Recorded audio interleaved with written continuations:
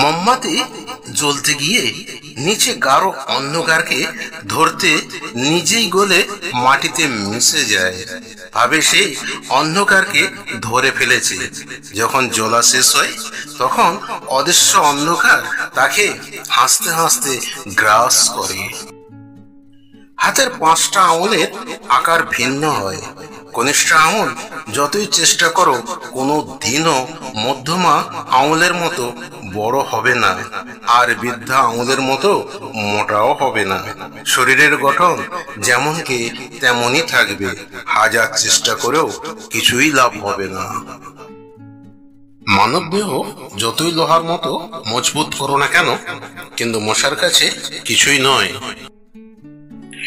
মোমবাতি নিজের সলতে জ্বালাতে গিয়ে নিজেই জ্বলে গলে মাটির সাথে মিশে যায়, কিন্তু শেষ পর্যন্ত সলতে খানিকটা রয়েই যায়, পুড়ে না।